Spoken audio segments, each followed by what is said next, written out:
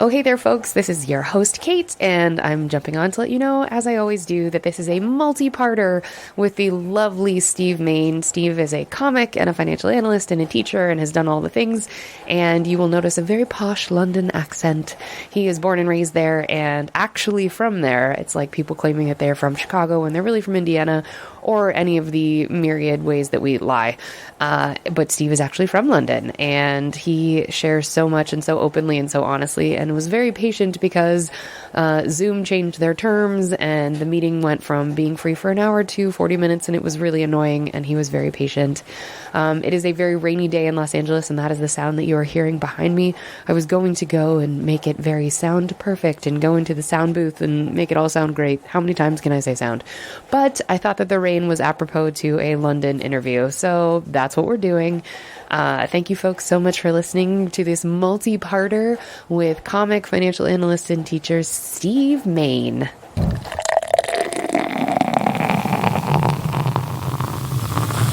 Sort of just random questions about you being a comic and stuff. It went appetizers and then dessert. Is there a middle set of questions I didn't get? Yeah, entrees. Shit. Yeah, there's like two courses, and I'm like, not to be stereotypical, but I think Americans know there's more than two courses. Right? Not all of us do. And also, like, this is a comedy podcast. I am a comic, so we are expecting a little bit of exaggeration on the stories. Just a bit. Otherwise, they'd be a bit boring, wouldn't they? That's right.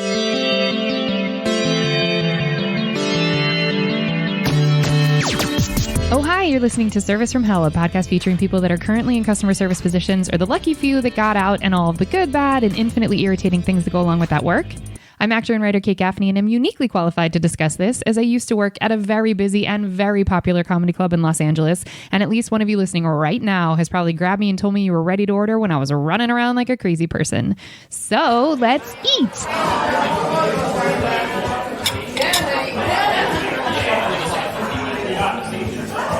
I'd like to welcome our guest, comic and writer and generally very funny person, Steve Mayne.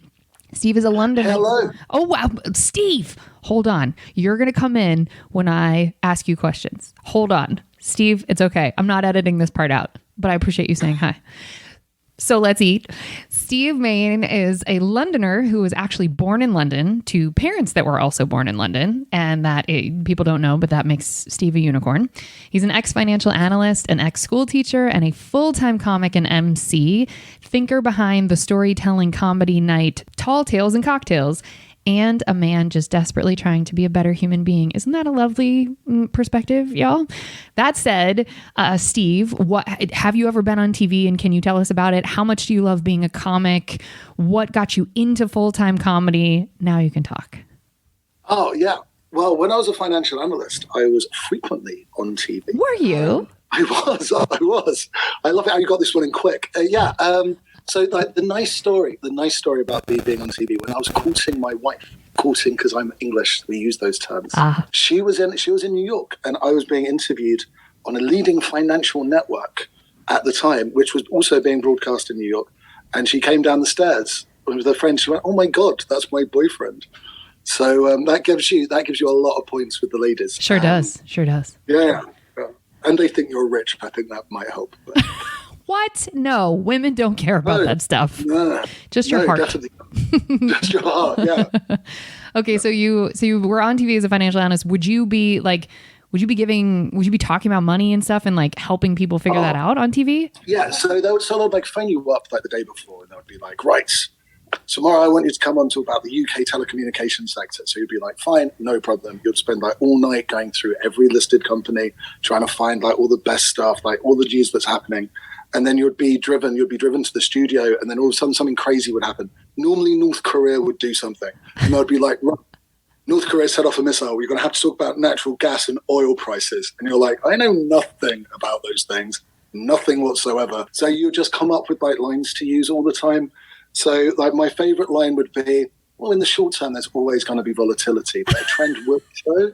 And I think retail investors should always jump on board when the true trend shows. That will be the easiest way to make money. Wait, say that slower. Hold on. I didn't catch it. Okay. What was the second one? Say it slower. All right. So it's a catch-all to any financial question. Okay. And it's right, as the news breaks, there's always going to be short-term volatility. And that's really only for the day traders. The experts should get involved then. For the more retail investors, wait till a true trend is formed. And that's when you should start looking at investing. That you're not saying anything. That's like... Exactly. No matter the question, if it's got to do with financial markets, that answers virtually everything. Like, think of any possible question that could happen. What do you think, Did they catch on to the fact that you were just repeating yourself every time you were on the show? Like, if you listen to any version of punditry, be it on a spool, like the Oscars, it doesn't matter. Like, professional pundits never say a word. Like, they say words, but they don't actually say anything. It's just like noise to fill your brain. Very few people actually say anything. Like, and financial pundits the same as soccer pundits, the same as anything. So did someone like do a sort of press tour, like how-tos with you before you got on TV? No, don't be so silly. I'm sure they do that for some people, but I was writing in the financial press. And so I was asked to do it after I'd been writing in the financial press. So obviously they had a vague idea. I didn't know what I was talking about. But it was those, I would say it was more common than not. You would be asked to do one thing and then you would end up talking about something else. And so you needed those like buzzword phrases just so you could fill in the time. But if I was talking about something I knew about and had researched, obviously I'd hope it's successful. If you knew about the subject, you would speak more specifically. Yeah, of course. But if all of a sudden there's been breaking news, and breaking news is what affects the financial markets in the short term, obviously everybody wants to listen to people's opinion on that. But how can you have an opinion on something when it happened 10 minutes ago and it's not your area of expertise? Yeah. So you've just, reel out these old phrases time and time and time again. So yeah, that would happen a lot. Wait, and at no point were they like, hey, Steve, the last 3 times you've been on here, you've literally said the same thing? No, I've got a vocabulary. I can use different words. I sleep on a thesaurus and I just hope the words imitate into my osmosis. brain. Okay. Yeah. Okay. So you are a Londoner that has London-born parents. And so have you lived anywhere else in the world, or have you only ever lived in London? No, just London. So when I was a child, I was born in East London. So I should be all right, princess. I speak a bit like that. But when I was younger, I moved to a place called Surrey, which is a posh bit of England. Surrey's so posh. Surrey and sorry effectively sound the same. But the irony is no one from Surrey has ever said sorry in their life. So when I first went there, I still spoke like a Cockney. And I think when I first walked in, my teachers were like, we haven't ordered any tradesmen. Like, who's this person here? Like, all right, miss, we can do some English today, yeah? And so I had my East London accent beaten out of me. But after a few drinks, it does come back. Does it? Okay. And I studied in London. I did my degrees in London. And and I live there now. I live here in West London. Okay, so get us to today. How in the world did you go from financial analyst to teacher to now full-time comic? Like, were you always funny? Was that always something that was kind of brewing in the background? I just think like any comic, we just want the attention of others, and especially people we don't know. When we get their approval, then we know that our self-esteem jug is slowly filling up inside us. I think that's what anybody wants. But it's just a sequence of unfortunate events. Is your life, and you keep going forward and you try to make the best of it. And when you've got enough tall tales, then you can get drunk and start telling silly stories. And when you start telling silly stories, you make people laugh, and you're like, hang on, this feels great. Like, I'm entertaining people, I'm helping people. And, if I can do it on stage and people pay money to hear me tell the stories, then that's great. Like, there's no better job in the world, is that? So it's like my favorite thing to do. So the first time you got on stage, did you bomb, but you were like, oh, I still want to do this forever? Or like, what was your first time doing comedy? Well, so I'd performed on stage before and done spoken word stuff when I was younger, like when I was at university and when I was doing my A-levels. So being on stage, I wasn't that concerned about after I had been being interviewed on TV and things. But it's the first time you say a joke, and when you're writing down a joke, as you know yourself, and you're like, this is the punchline. This is going to kill them. They're going to be crying in their seats. And you say it and there's nothing. And you're like, fuck. Right. What do I do now? How do I get around this? But I think like the first set I did was like I think I had a 5 and I managed to do a 3, but it went okay. Like there was enough laughter to get me going back. And something I did, because I'm 41, and most people when they start comedy in London, I don't know, you can tell me what it is on your side of the pond, but most people like 21, 22, 23. So they just looked at me and assumed I'd been doing it for ages. Yeah. And because I was relatively confident on stage, and I just never corrected them. I was like, yeah. I was just working on some new stuff. Never done that before. It wasn't a lie. I just said it with the confidence of someone who should have known better. That was it. Oh, that's such a good I didn't even think about that. Like if you don't look 21, then they do assume you've got a little bit of experience on stage. And if you're confident. I mean, I've said this 100% of the time. Like as a comic, all you have to do is take the reins and make sure the audience knows that you're steering the ship. Like you got it. That's all they want. They just want a leader. And they're more apt to laugh if they think that you're not going to lose it on stage or that your confidence isn't going to be rattled. If you can just stay the course, even if they don't laugh, they're gonna laugh. It's a weird. Everybody wants mommy, essentially. Yeah, I think like for anybody who's starting out, like if you can find a genuine comedy mentor, like somebody who actually likes what you're doing, they believe in what you're doing, they see, like if you try your best, people will always help you. Oh. And I've got a great one. He's a guy called Kyle Wallace. Little shout out, Kyle. Who runs the GMB comedy things in London. Is incredible. And like one of his rules, like if you do one of his nights, he's normally open mic nights, he has pro spots at the end. Is like you can't go up on stage with notes, no notes, like nothing written on your hand, nothing. Like even though it's amateur, you should deal with it professionally, and that's like a brilliant lesson. And secondly, is never tell the audience it's a new joke. The audience don't know it's a new joke. They've never seen you perform before. So say everything with confidence, like you're Don Delanucci, you've done it a million times. This is a joke, and believe me, it's funny. You will laugh when I say this. And when you can start getting the audience that way, then really, as long as you're saying things interesting and entertaining, it doesn't need to be punchline. And that's my style of comedy. The people who can remember a million puns, I'm like in awe of, or like really like short one-liner comics. I'm like, oh my god, like how do you do that? Just tell a story about getting drunk and falling into a river. Right? It's much easier. It is so much easier. Well, I can't remember his name. I saw him at Edinburgh. Tom. Is it Tom? Oh, Tim Vine. Tim Vine. Yeah, he's incredible. Oh my gosh, it was just pun. I couldn't even keep up. And the audience was it was constant laughter. And I thought, oh God, if this is comedy in Scotland and London, I'm out. Like, this is too hard. He's a master pun meister, as we would say. Yeah, he's incredible. Tim Vine's amazing. So how did you end up with a comedy mentor? Did you go to him, to Kyle, and say, help me? No, not really. Like I was chosen. I suppose. I think that you should always try your best in anything. And in anything I do, I like to try to understand as much about it as possible, because when I've tried to not understand everything, it doesn't seem to work. So, turning up early, listening to the other comics, having set up the stage, you break down the stage, understand why they're doing lineups in certain orders, the way that different people market different events. And you can only learn that by going and helping people who have been doing it before. And, everybody goes, I want to be a comic or I want to be an MC. And you're like, if you want to be an MC, get there early, set the place up, find out what's happening, talk to the promoter, talk to the acts. It's your job to know everything. And I just kept on doing that. I kept on doing that. And oddly, I think he put that Facebook post up because he was opening another night looking for an MC. And he was like, make yourself indispensable. You don't need to be good, but just do what Steve Mayne did. Keep turning up. Wow. That's it. Keep turning up. It's like going to the gym. You might not always work out crazy, but if you go every other day or every 3 days or whatever, like turn that into a good habit. And eventually you will do something. And if you spend enough time around comedy, you're going to learn more about comedy. And comedy isn't just the person on the stage. Why is that person on the stage before another person? And those types of things, how you keep the audience entertained throughout a whole night. These are things that you need to think of.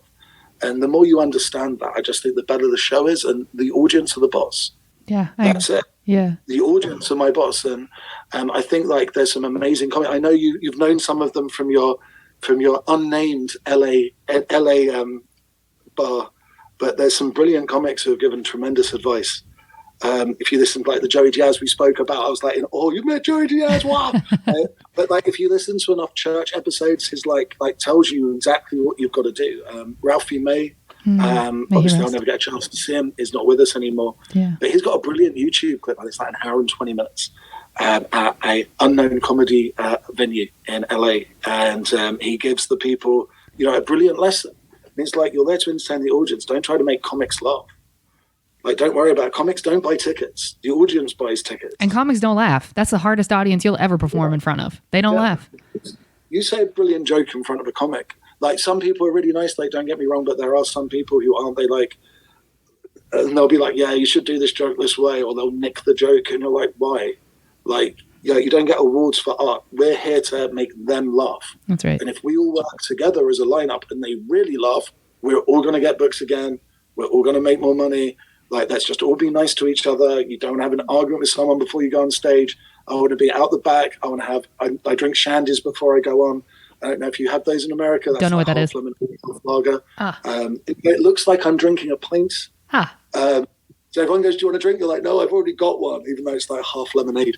Nice. You just want to be chilled before you go on stage. And then when you're on stage, you want to make sure you're hitting your points.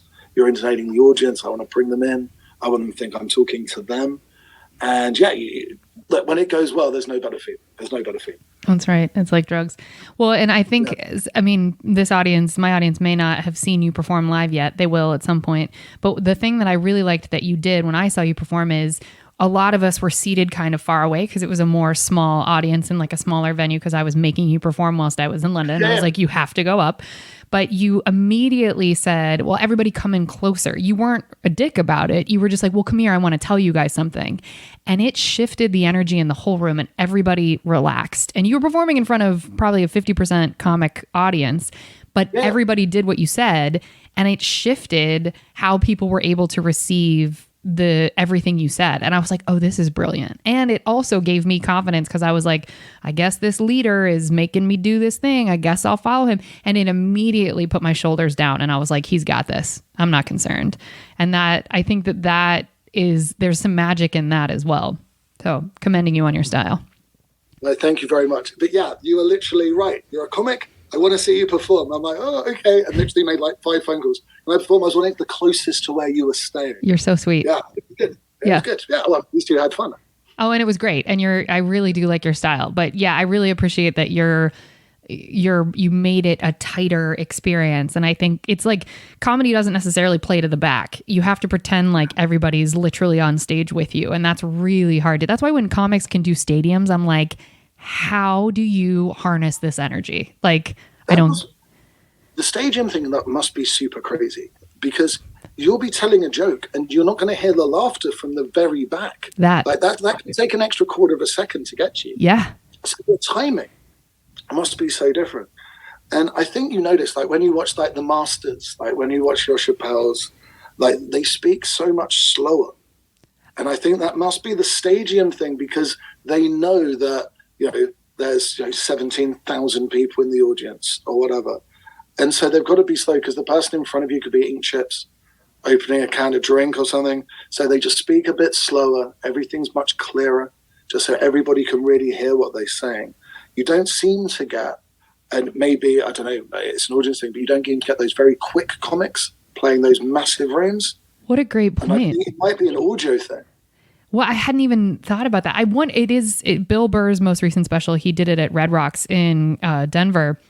And I was like, he did change his style ever so slightly. He did take longer pauses. That's so interesting. I think you're right. I hadn't even thought about that because of the sound traveling and yeah.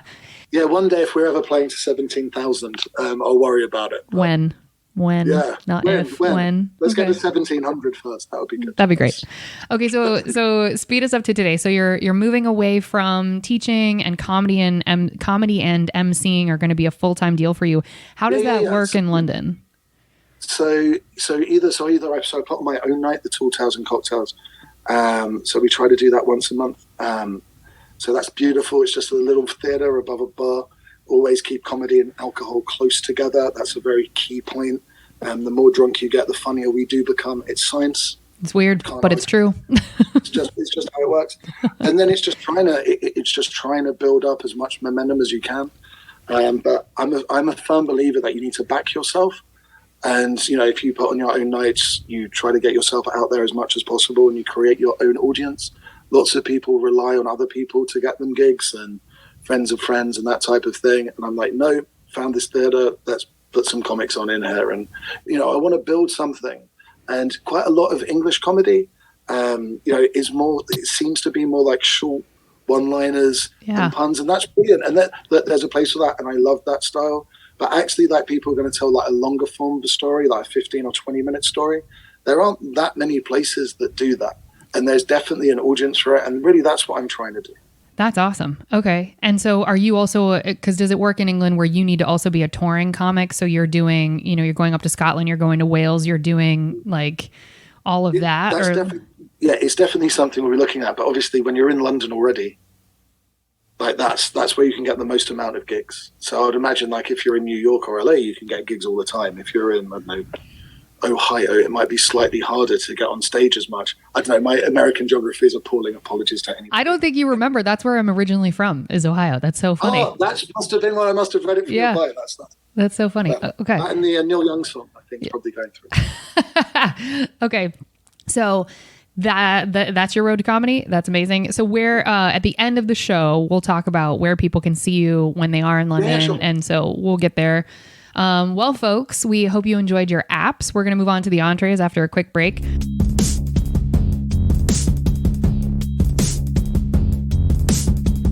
Woohoo! Oh, you're back! It worked! Amazing. Okay. We are back, and now it is time for the entrees. Okay, Steve, I always call this the speed round of questions. It's not take your time, tell us stories. I know you've never seen these questions before, so this is going to just be off of the top of your head. So on the fly, here we go. What was your first job ever? Okay. My first job ever was a paper boy, where you deliver papers on your bicycle when I was young. Now, do you guys call them paper rounds or paper boy? Do you? Yeah. So you do a paper round and you are a paper boy. I suppose now you would be a paper person. Oh, you're sure. Okay. So you were a paper person. I was a paper person. How old were you when you did that? I was 14 to 16. Oh, you did it for 2 years? Yeah. Because it was one of the jobs you could do before school. But it was a nightmare because on Sundays, I don't know if your Sunday paper's much thicker than the weekday papers. Mm-hmm. So doing them on Sundays was terrible. And I did it when Diana died. Now, I'm that old. Oh, my God. So my lasting effects of Princess Diana dying was being delayed because they needed to have all the papers reprinted. And that obviously her dying was also terrible. Don't get me wrong. Sure. It was a terrible incident for the world. But yeah, that's how I remember it. That's how I remember the day. It was a Sunday. Because you were meant to deliver papers on the day that she passed away, but they had to. So they were like, "Hold on, we have to reprint them." Yeah, because my knowledge of the accident is there, but I believe she was in a car crash in a tunnel in Paris. Yep. And then she actually passed away in the hospital. They got her to the hospital, and so all the papers were holding the front pages. Oh, I forgot because they didn't know if she was dead. Yeah, and obviously it was massive worldwide news, but the epicenter of the news was in England, and everything was on hold. Oh my gosh. Okay, so you were delivering papers during that time. So what was the time? I don't mean to hyper focus on this, but this is fascinating. So at what point did you actually have the printed papers that you could deliver on that day? You had to. You literally waited a few hours, and then they arrived. Oh. And I'm not actually 100% sure that on the Sunday papers, they had a pass away. That might have actually come out on the Monday because remember, they were the wonderful times before mobile phones and before the internet where you had to wait for the news or the newspaper to actually find out what was happening. Breaking news would be on the radio. Wow, you had to wait to be assaulted by all the sadness. This is why we're all depressed now. Okay, so you were a paper person from 14 to 16. Were you also playing sports or anything in school? Yeah, so when I was at school, I played hockey. I think you guys called it field hockey. Oh, you played field hockey. I didn't know men could. I didn't know that was a male sport. Yeah. Wow. There's with the stick and the little ball on AstroTurf, and you'd rip your arms and legs to bits. Yeah. And football, obviously, cricket, a little bit of rugby, but wasn't tough enough. Okay, understandable. So what I don't understand then is, so at what point were you sleeping? Because if you're delivering papers before school, I would imagine that was at 5 a.m. Yeah, so I think you'd get there at 5:30. And I would only deliver papers 4 days a week. I didn't do it every day. I wasn't that crazy. I would do the weekends because you got paid more money and 2 days during the week. Okay, but still, I mean, like how did you have the energy to go to sports practice and then do homework? I don't know. I didn't manage to figure out how to get extra energy till later in life. I'll leave that alone. Okay. But but yeah, yeah, I think like that was the way. Like you had your pocket money, so you had some money in your pocket. Like it gave you freedom. Sure. Like it made you feel you were doing something, and it installs a work ethic in you as well. Yeah. Like get stuff done. But I wasn't a paper boy. I was a paper boy until I could get a better job in a shop or a restaurant or a bar. So sure. It was sure. It was just like the first job. Okay. So you were doing that and then doing sports, and that's throughout high school. Did you go to boarding school like most Londoners? No, I went to private school when I was younger. Oh. And then for my A levels, which is like, I suppose, pre-college, I was in a state school. Okay. Wow, you're rare. Okay, so that was your first job ever. How many customer service jobs have you had total, would you say? I reckon I'm going 9 to 10. Holy shit. Okay, can you remember all of them besides, okay, so paper. I can't remember all of them, but so after Paperboy, I worked as a kitchen porter. I effectively washed up. That was the only job I've ever been fired from as well. Wait, why were you fired? Right, so one of the guys who worked there said I was covering his shift, but didn't tell me.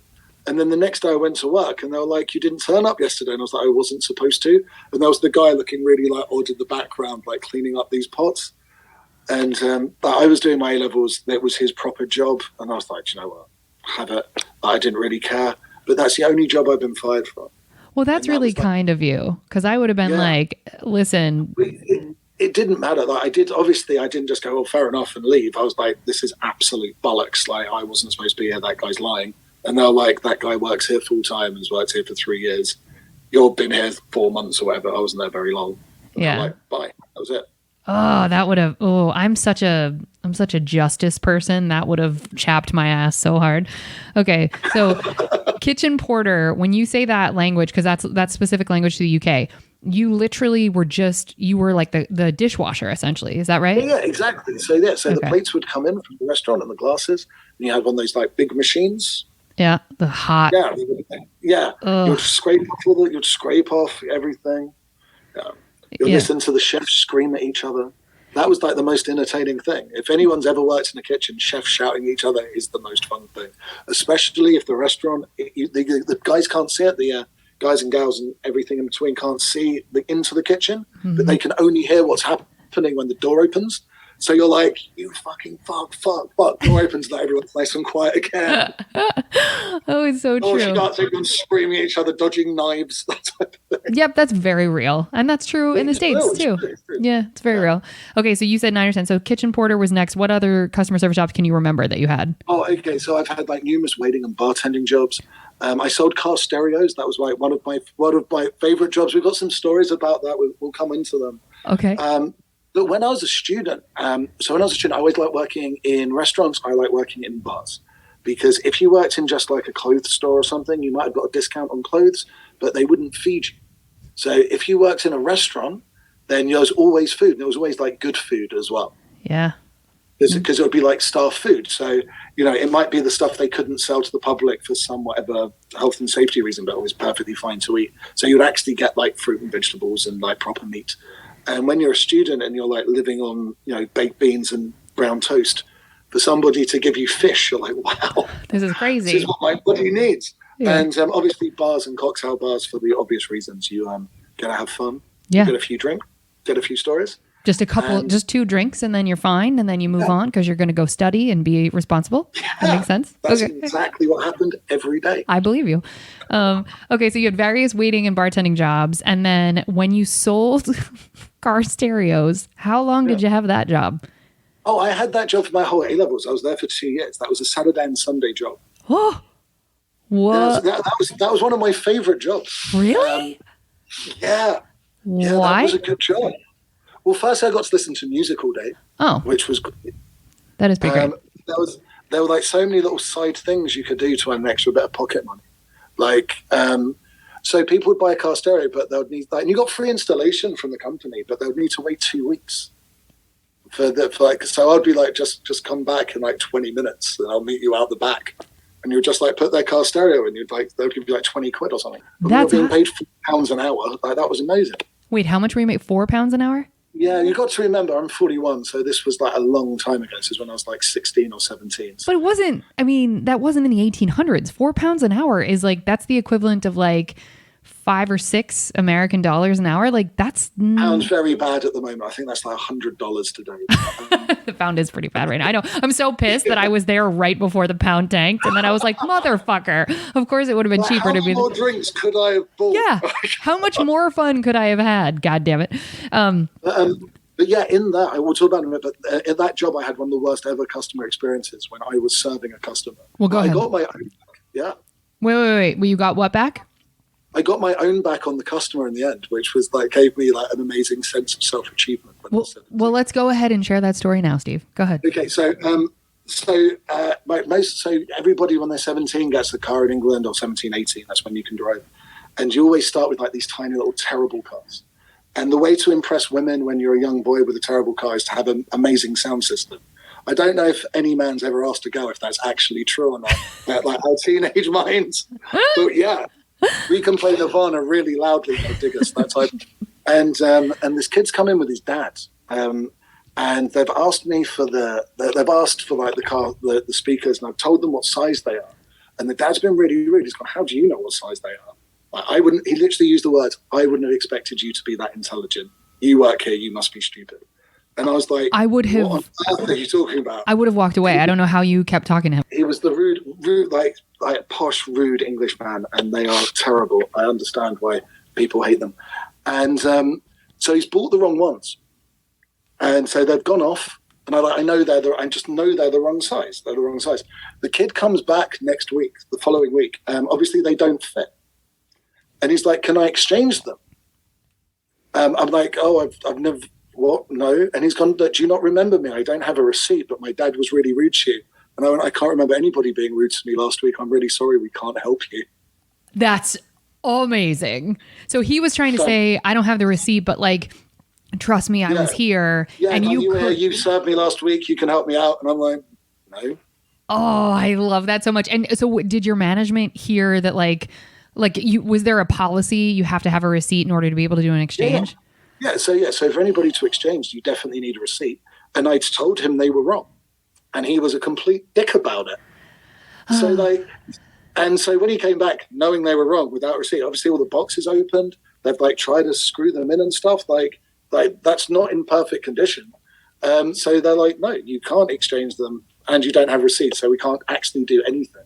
I love that a lot. I love that a whole lot. Because if he hadn't been, this is the key. Don't be rude to people serving you. If you're lovely to people serving you, they will help you. Because most of the people you deal with are so, I don't necessarily think they purposely rude, but like it's their job. Like today I need to buy this, I need to buy this. And you're just the person helping them get their day done.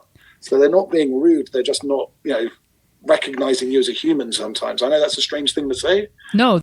It's true. Yes. And so if you can just take an extra 2 seconds just to be nice to somebody or go, oh, that's cool, or ask them their opinion on something, but just make a positive impression. If anything does go wrong and you need to go back to the store, they are far more likely to help you. It's just like common courtesy. I've said this all the time. I used to, I would bartend this very specific shift where the Friday happy hour was this crazy busy shift, but it was almost always the same people. And they were always trying to run a scam and get a free drink. But there were a handful of the regulars who were super cool to me, always nice, never asked for anything. And I was like, I have a tab that I'm allowed to put giveaway drinks on. I track them and trust and believe I am not adding a singular pint to any of you assholes. But these people over here who never ask me for anything and are always lovely, and they're also here every Friday, they're getting on the free tab. And people, they would be so mad. They would see me do it and they would see me not ring it in on the tab for that table. Oh, they would get hot. And it's like, yeah, there is a little bit of power that you get to have in customer service, and that's it. I've worked behind bars. Being a bartender is a brilliant job, and if you want to be a stand-up comic, I really recommend it because nothing puts you in the firing line of more drunk people than when you're a bartender.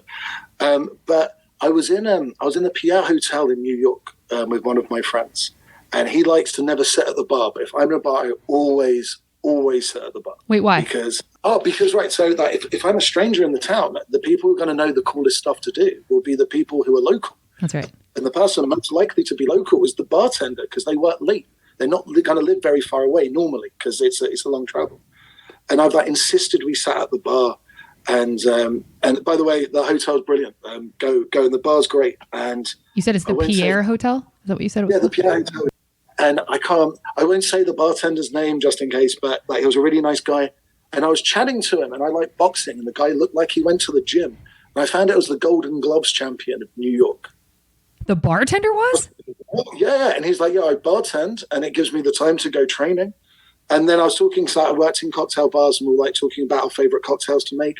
And there were spirits I'd never seen behind the bar, because some spirits are just made for the American audience, the American market, or they never exported to Europe. And so I was chatting to him going, I've never seen that. What's this? 5 hours, never paid for a drink. He was like, oh, you want to try this? Like, he's not pouring me out like giant amounts. Sure. Just like just little tasters, like third of shots of everything. Like we were staying, like I was with my friend who was staying in the hotel, and so that obviously that helps because you're a guest. But just being nice to somebody, like asking who they are, and if they've got time, and if you've worked in a bar, especially like one of the more upmarket ones, they're dead for like the whole time, and maybe 2 or 3 hours you're actually busy. So if you're talking to somebody and it's a guest, so your boss is happy, you're going to keep them talking because otherwise you're sitting there doing a crossword or looking busy jobs, which suck. Like everybody knows that.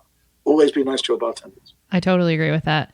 Okay, so I want to go back. So car stereos, what else? Can you think of any other specific jobs that you did that were customer service? I know you said a bunch of like waiting and bartending, but is there any other? So I was a cocktail bartender at a music venue. Ooh. And I was the bartender that I didn't always work there, but sometimes I'd work like where the bands were, like the backstage area. Oh, I bet that was fun. So that was cool. So I met Baby Spice when like the Spice Girls were something. What? And that was like, what? Like, I'm not saying I'm a giant Spice Girls fan. That's not really my type of music, but they were so massive. And just to like see one, you're like, what? That's crazy. You just live on TV, don't you? So that was fun. She thought the same thing. She was like, don't you give me financial advice on the TV? I don't understand. Who are you? No, we don't do that anymore. Yeah. That's right. I think I was too busy making drinks. Okay. So are you comfortable saying which music venue you were the cocktail bartender at, or would you rather not say? Oh, it was I don't even think it exists anymore, but it was in Hackney. It was called the Hackney Ocean. And when it first opened, there was like a big hoopla about it. And MTV had it. Do you remember when MTV used to be a music channel? Vaguely. It was a long time ago, and they used to play music. It was crazy. And they used to do a thing called a 5-night stand. And they had that there. So like they had a different acts on every single night. But like there were crazy people. Like, the Fun Loving Criminals were great. Oh, I don't think I met the Fun Loving Criminals. They're a big band in England. They're American, but I think they're bigger here. Yeah, well, that was much like the Killers. They got their start in England, even though they're an American band. So you worked at that venue doing like serving drinks and stuff. What I'm trying to figure out is the timeline of all of this, because this is a lot of jobs. So you're doing this. Yeah, when you're a student, when you're a student, you get through jobs because like in the summer you go home. Yeah. So you might only have one of those jobs for like 3 or 4 months. Okay. So some of these were during university. Like when exactly. Okay. Yeah. All right. So anything else that you can think of a specific customer service job that you did? I consider teaching customer service. Real talk. Yeah. So the teaching, we've got some good teaching stories. But yeah, teaching's been great. I've really enjoyed that. So I generally work with special needs kids, and I work with kids in gangs. So sometimes the children who are too violent to go to school, they've been excluded from school for violence, they're the ones I teach. So like one of my students was murdered, which was very sad. Oh my God. It was just after I finished teaching. He died in like a gang turf drug thing. He was and being shot in London's rare. Yeah. We don't have a gun problem. We're more stabbing problems here. And so that was very sad. But yeah, that's one of the best jobs I've ever had. So what? Being a teacher, like it's kind of hard because you want to tell things on stage, and to be able to get bigger, you need more like an online profile. So you've got to make a choice of what you want to do. Oh, so is that really that was the decision of, okay, I have to get away from teaching so I can have an online presence? Yeah, because I want to be able to tell stories online, which I don't think the special needs kids would appreciate if they're two different jobs. Sure. And I think people understand you can have one job during the day and one job in the evening. But when you're dealing with people with learning difficulties, I think it's unfair on them, and you've got to give them the best chance. So and also, I think it's best for me, because when you're concentrating on just one thing, you're going to perform better on it. That's right. That's right. I mean, when you throw all your eggs into one basket, they say that that's when things take off. So I think for clarity for our American audience, we have an international audience that'll probably understand what you've already said. But for our American audience, when you say special needs in the States, that's usually like autism, severe ADHD, mental handicaps of some kind. Yeah, so generally it's dyslexia and autism and ADHD. Okay. But also behavioral issues. So generally violent behavioral issues. So I guess that's what I'm trying to get clarity on. How are those groups put together thinking that that's going to be a successful teaching environment where you have some kids who are not learning disabled, they're just violent, and then you have kids who would probably need more hands-on? One-on-one. It's one-on-one teaching. Oh, okay. Yeah, they're not all in the same room. So it's effectively if somebody can no longer go to school. So generally that's due to like their violent behavior, but it could be because they've got such crippling anxiety due to their autism or their dyslexia that they've actually fallen out of school and they need somebody to like reignite the idea of learning to them. And like when you achieve that, that's an amazing feeling. Oh, I bet. And so it's essentially what we would consider like one-on-one tutoring. So you're basically homeschooling them? Yeah. Okay, so they're not in a traditional environment. You're going to their houses. So they're not at school. So normally you physically go to see them at their residence or you'd see them in a library. It depends how violent the child was as well, obviously. Sometimes there might be two tutors there and just one child. Yeah, because you're afraid they're going to put hands on you? Well, I'm not afraid because I'm 6'4", but obviously not all tutors are like that. And it's a strange thing in England. I don't know, that you'd be able to protect yourself from them. It would always be better to have a witness there in case anything happens. So if that was the situation for safeguarding purposes, the agency would always have two tutors, which is for our benefit and for the students' benefit as well. Wow. And so did you ever have a situation where you were a little afraid or the kid did get violent? Right. I was never afraid when I was one-on-one with a student. I had a student who turned up once and literally just swore at me for 4 months. And I was like, I'm here to teach you. Every 15 minutes, I've got to ask you if you want to learn. Like, that's what you have to do. And he would literally just tell you to F off all the time. And we were in a public library. And one of his English tutors was there, and she was a lady. And he started being very abusive to her.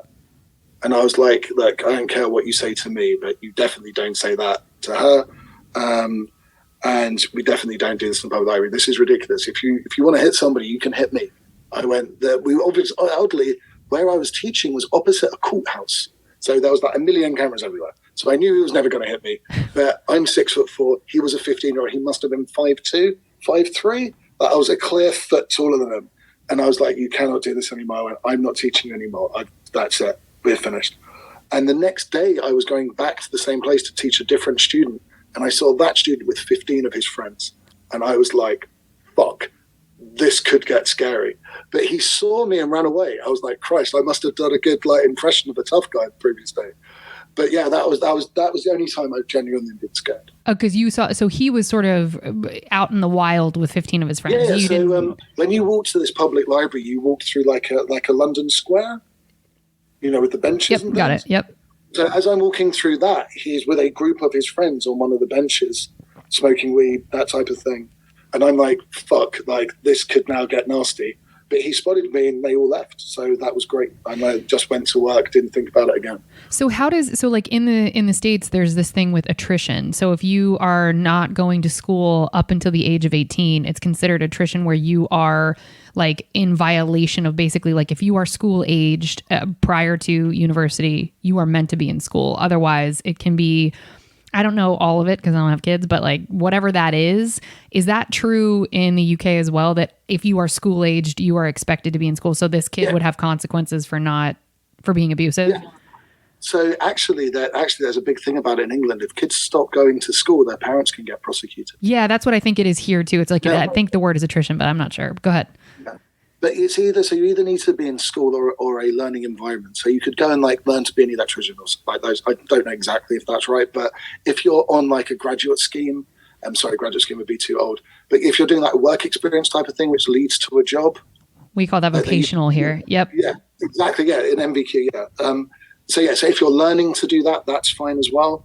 But traditionally, people are in school to 16-ish for their GCSEs. And then for A-levels, they can either keep studying and that will take them to university, or they can go to college to learn trade. It's up to them. There's loads of things you can do now. Oh, sure. It's not like when we were young. It's like you can probably get a university education off YouTube if you really looked hard enough. Fair enough. They call it YouTube University. That's a real thing. Okay, so back to you. But that was, you really enjoyed teaching kids with special needs. Yeah. That was an enjoyable thing. Is it mostly because you would see the sparkle in their eyes when they would actually want to learn? Like, I had some great stories. Like, obviously, like the student being murdered is a terrible story.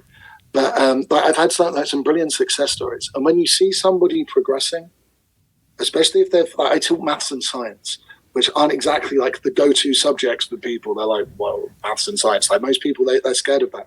But if you can find out what interests somebody, you can teach them anything. That's right. Yeah. That's right. And I would like play games and like figure out how to get them to interact with me. And even if they're in gangs, if they're on their own, they don't need to be an alpha. Oh, they get to beta. Yeah. So I broke my leg and I spent like 6 months like on the sofa just playing video games. We'd play a football game called FIFA.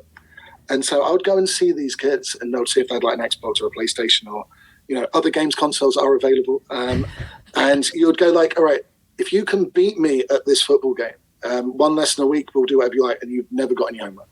But if I beat you at this game, then you've got to do all the homework and you've got to turn up to every lesson and do what I say.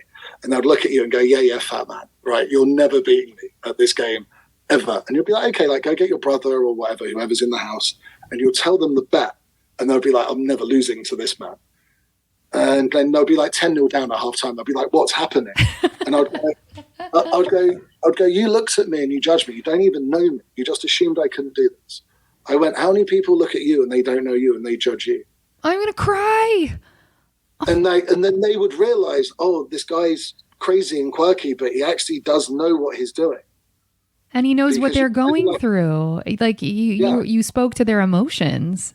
Yeah. And as soon as you can connect with somebody, then you're okay, because like you're not going to learn everything every lesson. But as long as they turn up to the lessons, if they're like, fuck, I've got to see Steve, like you're finished as a teacher or tutor or whatever, you're done. If they're like, yeah, I know I've got to learn maths, and if some idiot's got to teach me, it can be that giant clown who's just going to tell me terrible jokes for 2 hours, right? At least they turn up, and that's the important thing. And if you keep turning up, the same with comedy, same with everything in life, you are naturally going to get better. I agree with that statement. What's the most proud like success story that you have from teaching? Oh, so I still talk to his family. His mum's lovely. And when I first started teaching maths, he wouldn't come down from his room. And so you just kept turning up, just keep turning up. I'd have a cup of tea with his mum. The mum would go upstairs, ask Mr. X if he would like to come down the stairs. And then like after 3 weeks, he came down the stairs, stayed for 5 minutes. And then that was 10 minutes. And then it was 20 minutes. And then it was an hour. Then it was 2 hours. And he would never go out. And now I'm getting pictures of him like planting fruit and veg in his garden, going outside with his mum. Yeah, like considering going to college. Like you get those success stories. It's incredible. Was he autistic or what was his? Oh, okay. He was autistic and suffered from crazy anxiety. Oh, bless him. Oh, that's so lovely. That's got to feel amazing. So are you afraid are you going to miss that when having transitioned to full-time comedy? Yeah, I'm always going to miss that. I'll still always have like a couple of lessons for the kids who are just like finishing off like if I've been teaching them for the last 3 years, there's 4 months till their exam. I'm still going to help them till then. That would be silly not to. Yeah. Assuming that's okay with their parents. But yeah, you've got to make a decision for you. And it's something that I've enjoyed doing so much. And it will be a sad time when I don't do it anymore. But I want to move on to other things. Also now I've got a baby, so I can look after the baby during the day. Then in the evenings I can do comedy, so it's better for childcare. Childcare is crazy expensive. Yeah, it is. It's crazy expensive everywhere. That's right. It's like you're getting a job just to pay someone to do a job you could do. It doesn't make any sense. It's a bit odd, yeah. Okay, so what was your favorite job of all of the customer service jobs that you've had? If you have to pick one, what is it? Comedy doesn't count. Cocktail bartender, obviously, in a music venue. That was awesome. Okay, why? That was my favorite. Right. Oh, there's loads of it. So my two favorite things about this. So the chef who worked there worked with the Rolling Stones and Marilyn Manson. Damn. Yeah, so you were getting. So I found out that Keith Richards is the loveliest dude in the world, and that just makes my heart fill with joy because everyone loves Keith. Yeah. And the guy was from South America. I can't remember exactly where in South America he was, but I was like, "Oh, how did you get the job with the Rolling Stones?" And he's like, "I turned up at their concert. I went backstage. I started cooking. Never left." He literally just started cooking. Yeah, he's like got in. Like that's how he explained it in like the broken English. And the guy was crazy. There was a boy band that played there, like when MTV were there, and something happened, but they missed their opportunity to like eat food. So they ordered like this giant Chinese takeaway, and the chef came in. He looked at it and went, "I wouldn't even eat that crap." Disappeared and poured himself a large scotch and drank it. And I'm like, "You're brilliant. I love you. You're the best person ever." I love it. Okay, so that was your favorite. So did you get to interact with a ton of the I know you said Baby Spice and like you've learned. Yeah, so I met Peter. Like I don't know how famous the bands are in America, but like Stereophonics. Oh yeah, I know who they are. Sure. Yeah. So yeah, but those bands that Papa Roach played, I think they still exist in America. I don't know. But they also had talking tours as well. Howard Marks, who was a famous hashish dealer. He came out of prison, then did a spoken word tour about his book. Wow. Called Missing Place, which they turned into a film. It's quite famous here. Big with students, that book. But he was there, so that was interesting to me, Howard Marks. But again, it was like one of those university jobs. It was like 6-7 months. Sure. But I lived in it was in Hackney, and I lived in this council estate in Hackney. And it was so dangerous. I used to get the bouncers to walk me home. Can you explain to people who've not been to the UK what council house means? We have a different language for it here. Oh, so like, just like the dangerous areas to live. The areas which have more like petty crime and street crime. And we call it the projects, right? So if you were in a council house, that's the state funded. If that is the similar thing, obviously we don't have guns here, but there was an ice cream van that used to come around at midnight. Do you have ice cream vans? And they've got like the diddle. We do, but there are some. I mean, they usually are fronts for things if they're coming into neighborhoods at midnight. Yeah. So exactly. So we had one of those that came into the estate at midnight and was definitely not selling cornettos. That was something else. That's where we lived, and it was during a period in England where we had like garage dance music, and that was quite violent as well. Is that like grunge? What's grunge? No, so grunge was like guitar-based super rock from the Heavens and Gods from Seattle. So grime music would. This is a terrible description. My friends are going to kill me for saying this. It would be like the UK's attempted equivalent of gangster rap, I suppose. Okay. It's like two-step beat. So it would be like people from those areas talking about how violent they are and how many guns they have or drugs they have or whatever. And so that created like a violent music scene. So that if they had one of those nights on, there would be like metal detectors everywhere, which was quite very rare at the time in London, like 20 years ago. And you would like try to never ever work those nights. Gay nights are the best nights to work. Oh, you make the most tips on the planet. Yeah, those are the best nights. They're incredible. Yeah, definitely. And as I always wanted to be Christian Slater, I had like long hair, like I was in Heathers and that type of thing. Nice. So yeah, gay nights are the best times to get tips. That was it. Yeah, and in London, that is not known for tipping, or the UK in general. No. I bet. Oh. Yeah. So how does that? Oh, go ahead. No, I swear when you're in America and they hear the English accent, the waitresses or waiters are like, "No, we shut down. You can have that. Yep. You can have that. We give you away." Yeah. Well, that's what I don't understand, because when I was there, I asked a couple of the bartenders, and they had said, especially because they were working in it at the time, they still were like, no, we don't want to change this to a tipping culture like you guys have in the States, because it makes it too intense. It like the stakes become higher. Like we're happy to just make, I think it was like £10 an hour or something, which £10 an hour is not, London is enormously expensive. You cannot live on that. And so I was like, well, can people slip you a tip or whatever? And they said, yeah, with you Americans, we expect it. So we hope you guys still tip us. And they said, but no, on the whole, we just kind of make whatever. That's why I've never had slower service in my life than when I was in London. With the tipping thing, it's a strange thing. Like I tip. If it's good service and people are coming to your table, if you go to the pub and you buy a drink at the bar, I don't tip that bartender. But if I'm in a bar where there's service, that's very different. But there's on the restaurants in England, they have 11.5% service always included. Yep.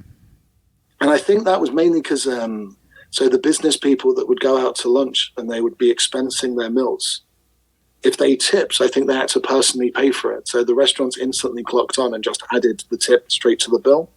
Ah, okay. Yeah, well, they said it's not compulsory because I noticed it on a lot of the bills when I was eating, and they said, oh, no, you can take this off if you want to. And I was like, who takes this off? And they said a lot of people do. And I was like, yeah, really? I think the worst thing, I know this is one of the questions we're just chatting, like one of the questions is like, will you ever not tip? But there's something worse than not tipping. And you will know this if you've ever been a waiter or a waitress, and it's just leaving like change. 12 pence. Yeah, yes. Like literally nothing. Yep. You're like, you were so meaningless, but I want you to know you were meaningless and bad at your job. Like, here's 7 cents. That's it. And like if that happens, it never happened to me whilst I was a waiter or a cocktail bartender or any bartending. But I've done that to people if they've been incredibly, incredibly rude. And obviously we'll go on to these stories. So. Yeah. Okay. So I'm going to this stupid fucking free meeting situation is happening again. We have 5 minutes left on this one. So I'm going to shut this down. You're all going good? You're all happy? You're doing great. And that's why I don't want to end this. So...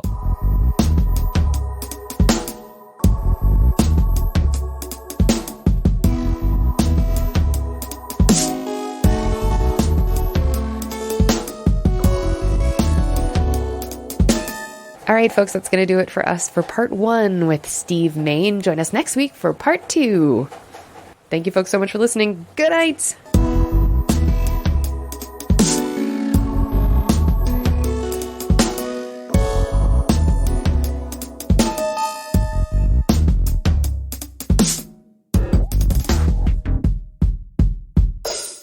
I'll just restart. It could be the rain. It could be the rain. Well, it is London rain, and that's crazy. I never experienced, the whole time I was there, I didn't get to experience the like crazy storms y'all talk about. I was really disappointed. I mean, it rained like twice the whole time I was there. Well, that's... I bring the sunshine. You do bring the sunshine. You're a ray of sunshine. Thank you.